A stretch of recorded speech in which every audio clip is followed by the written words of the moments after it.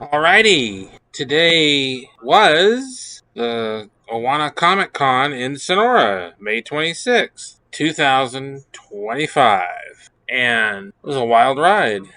I didn't have a table, but I thoroughly enjoyed myself just hanging out and helping. And then there was some space left over, so they were like, "Hey, you got anything we can put here?" So I grabbed some stuff out of the car that I had gotten, and a Gorilla Grodd, a Witcher spider thing, Bo Katan Funko, and a Sully in his mech suit, and some Mego toys, a penguin, and a It figure, and then I think a Bela Lugosi Dracula as well, and just set him out there. And I wandered around and saw a bunch of wild stuff. I saw there was a table that had those dragons, and this one was dinosaurs, and I had never seen those before. But they're all 3D printed things, and that was cool. And then I went to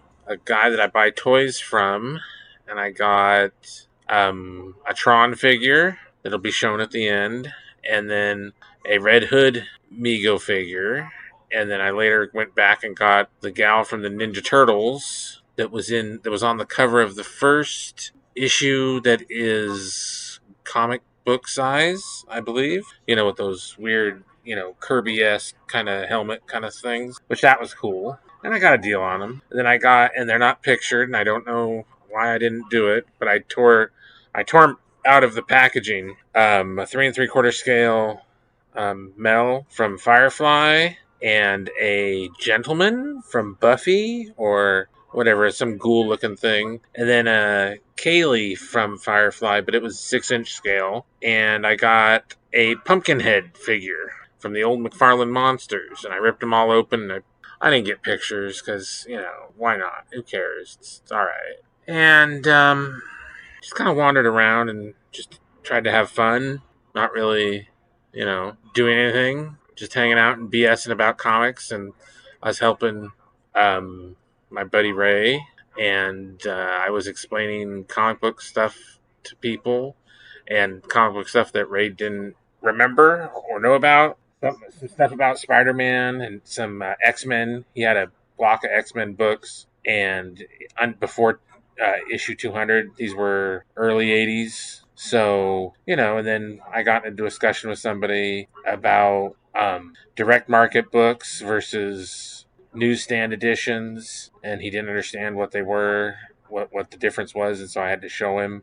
And then he wanted to know, well, I have these, so should I have them graded? And I go, well, I talk about the false economy in grading, and since you can pay for a higher grade point, is it really accurate to the value of the book? So I'm like, So I don't, but I'm not to whoever does, but I'm not going to pay some exorbitant price because it's graded by somebody who's easily bought off, or, and there's plenty of stories about all that. So, and then I go and visit my buddy Dell, who I buy comic books from every time I see him, and I picked up some scores.